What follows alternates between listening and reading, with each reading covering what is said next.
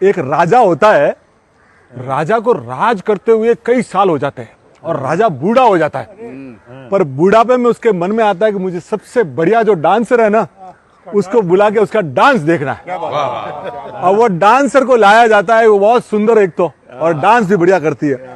आसपास के सब राजकुमार लोग, राजा, सबको बुलाता है।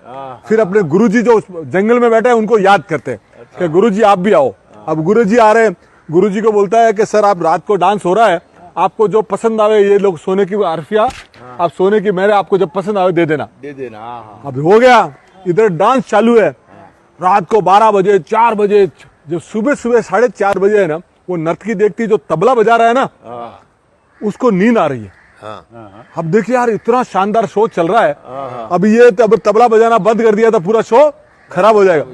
तब वो एक श्लोक बोलती है, बहुत गई थोड़ी रही। क्या बोली? बहुत गई थोड़ी रही। एक पल के कारण क्यों कलंक लगाए, कि इतना तुमने टाइम संभाल लिया है, अब एक आधे घंटे के लिए क्यों?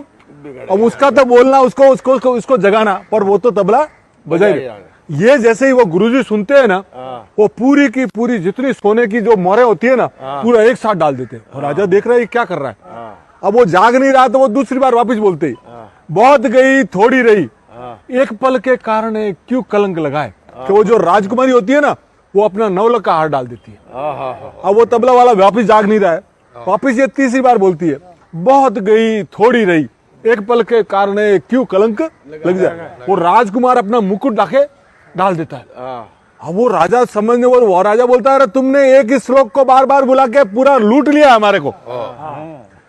तुम नर्तकी हो के वेश्या हो। तो जो गुरुजी होते हैं ना, बोले अभी आप कुछ मत कहिए, ये मेरी गुरु है। बोले क्यों? कि मैं जिंदगी भर तो वहां वन में ठाकुर जी को याद करता था, और बुढ़ापे में आपके कहने पे यहाँ आके डांस कर रहा था। तो ये कह रही थी कि बहुत बार टाइम चला गया, ये छोटी टाइम के लिए क्यों कलंक लगा रहा है। तो मैं तो अभी जंगल में वापस तपस्या करने जा रहा हूँ, इसलिए सब दे दिया। तो वो राजकुमारी बोली तू क्या हुई? बोले मैं बूढ़ी होती जा रही थी, आप मेरी शादी नहीं कर रहे थे, तो मैं आज रात को जो हाथी का महावत है ना, उसके साथ भागने वाली थी।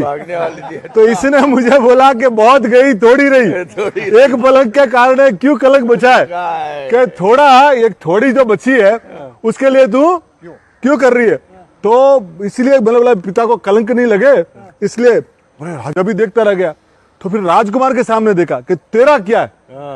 तो राजकुमार बोला कि सर आज रात को मैं आपका मर्डर करने वाला था, आप बूढ़े हो गए, आप बूढ़े हो गए और मेरे को राजपाट दे ही नहीं रहे हो, और जी मौज ही कर रहे हो, मैं आप आ जाओ। पर उसने बोल दिया कि आज नहीं तो बापू 2-4 साल 5 साल बाद तेरे को देगा। तो तू ये क्यों कर रहा है? बोला कलंक, इसलिए मैंने मुकुट दे दिया। अब राजा देखते चकित रह गया। राजा तुरंत नीचे उतरा और सबसे पहले तो वो बोला कि यहाँ जो राजकुमार है ना, कन्या को बोला कि तेरे को जो पसंद है उसके माले में गले में डाल दे, तू तो शादी कर। राजकुमार को बोला तू गद्दी पे बैठ।